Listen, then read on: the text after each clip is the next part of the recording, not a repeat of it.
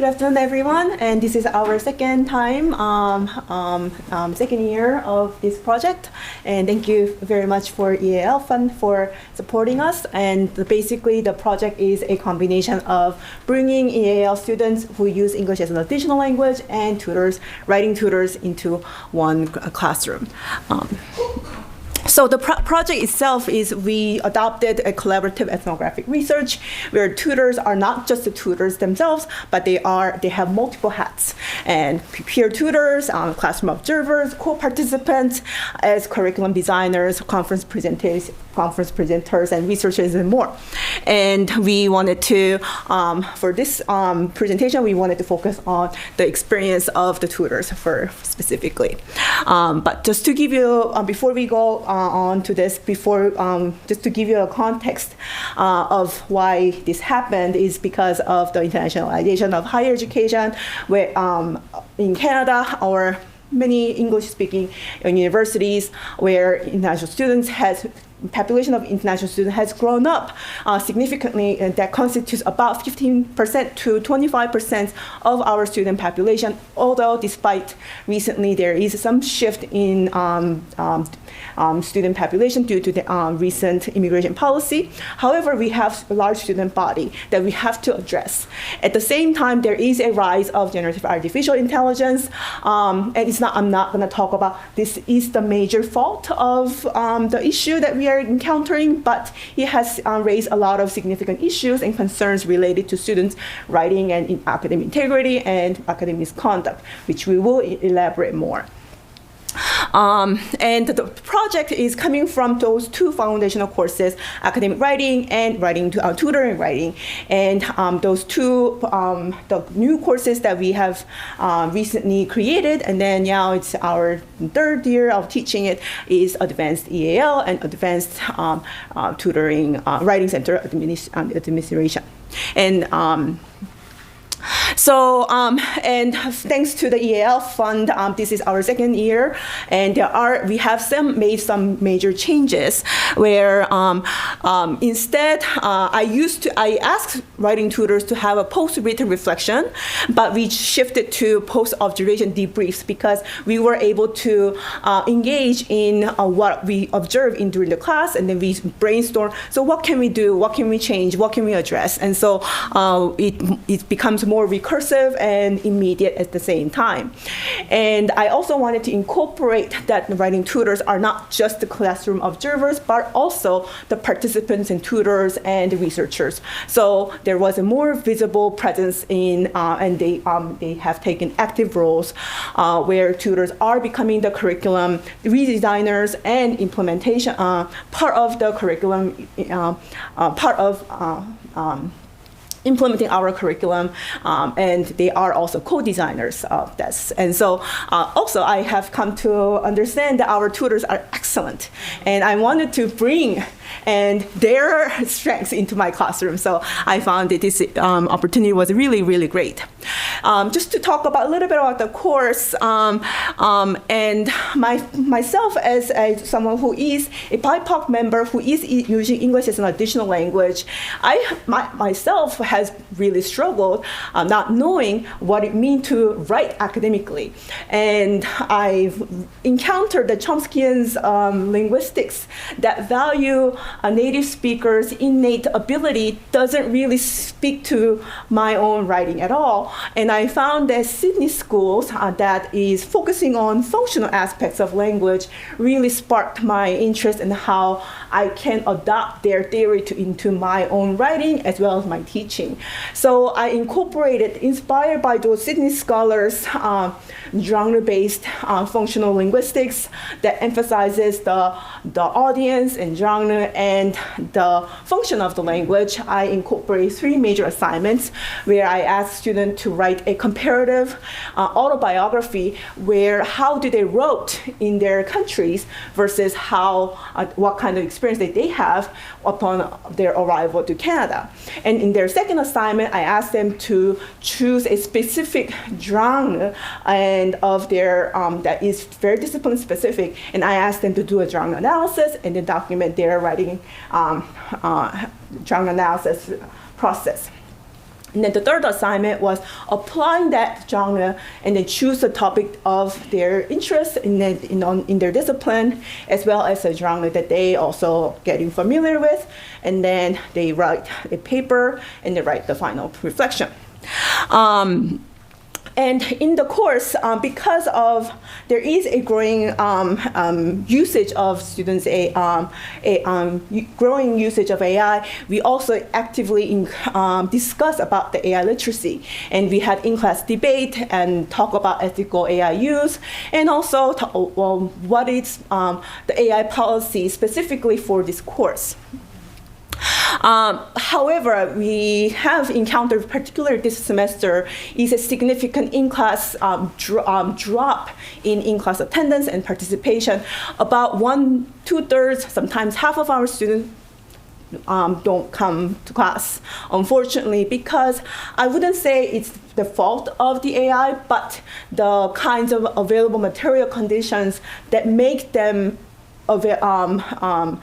possible. For example, there are classroom slides on Nexus, assignment guidelines are also available, and there is AI is also available for them to address the kinds of questions that they have. So many of my students gradually start to decide not to come to class. So we have a lot of significant issues with this condition. And one of the things that I found in terms of student writing is that students start to write alongside with AI, from the brainstorming and then to AI-assisted drafting. And sometimes I see some students take out some of the content from AI and then present it as theirs. So patch writing and also AI proofreading, for example, using Grammarly. So with that, now I'm going to turn in our floor to our wonderful tutors. All right. Hi, everyone. My name is Kaylee Selinsky, and I'm a tutor at the Writing Center. I'm also a rhetoric and communication student. Give me 1 second. So when prompted, at least what I've observed is when prompted for students to explain their ideas for the assignments via in-class presentations and tutoring sessions, students had vague ideas regarding the topic or genre of their choice for these assignments that Professor Bong-gi just mentioned. This highlighted either an unwillingness or even confusion in understanding course materials, which prevented students from developing deeper into the learning process and becoming better writers. And unfortunately, this led to misunderstanding course and assignment guidelines, resulting in students presenting work that failed to meet the explicit criteria that is available on the course syllabus on Nexus. And so, however, I did find our brainstorming sessions to be the most beneficial in fostering development and critical thinking skills. For example, I provided a piece of paper during one of our brainstorming sessions where each student was prompted to come up with ideas related to the topic they were most interested in for the final assignment using open-ended questions. I found that giving students the time to reflect on how they want to write and why they believe the topic is important shows how they process information. It was extremely rewarding to witness their brain working in real time. Yet whether students chose to utilize these methods and ideas when crafting their final essay was ultimately up to them. Hi everyone, my name is Rain and I'm the other writing tutor for this course. So with my time as a tutor and an observer in this course, I really got to build some connections and get to know a lot of the students. But I did have a few challenges throughout the term, especially at the beginning. And that first challenge was breaking the ice. So I found that in the beginning when we were having our discussions with the students, whether one-on-one or in groups, students were very hesitant to discuss with me, whether it was their ideas or sharing their drafts or just even talking to me at all. There was a lot of hesitancy, maybe even downright reluctance. A lot of the students preferred to go to Dr. Sohn for help rather than talk to either me or Kaylee, or just not talk to anyone at all. But as the term progressed, these weekly discussions and these check-ins did allow me to get to know the students and build connection with them, and eventually start to help them throughout their writing process for their second and third assignment. And the second challenge that Dr. Sohn mentioned before was attendance and participation. So I was often working and discussing with the same handful of students every week, who were consistent in their class attendance, as well as completing their work. But the majority of the class was usually absent or didn't show up most of the time. So they really did miss that opportunity to discuss with Kaylee or I, or even Dr. Sohn. And I did find that even when students did attend class, a lot of the time they didn't have physical drafts or anything for their assignment past their initial idea. Maybe it was lacking research or just lacking a physical draft for us to look over together. And I did struggle in class to get them to start working on their assignment rather than procrastinate until the last minute. So those were just some challenges that I faced as a tutor and I observed in the class.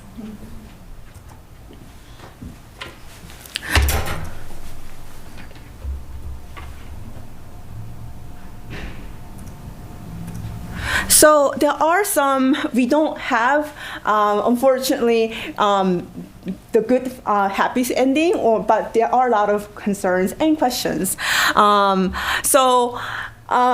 We know that students, regardless of the classroom policy, whether we ban AI use or not, students will be engaged to a certain degree in AI and in varying degrees. And so it is important to consider the critical AI literacy and having a clear distinction between the AI-assisted writing versus AI-generated writing. Distinction is still very nebulous, and there needs to be some more guided use of AI student writing, but still we have issues about what counts as ethical engagement. And but I do want to end our presentation with one of my students' final reflection on her last assignment. She mentioned that at the beginning she was more hesitant, but over the time I found that a significant transformation. She wrote, I found assignment 3 to be easier than assignment 2 for a few reasons. For one, I actively participated in class activities. This led part 2 of this assignment being worked on during class hours and left me with a blueprint by the end of the semester. I did not have to start the assignment 3 from scratch, as I already had a peer-reviewed plan of how to proceed. Notably, the presentation was most helpful part of the class activities.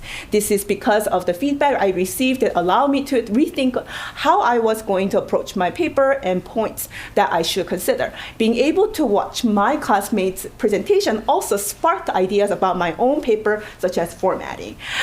So with that, thank you very much. And if you have any questions, please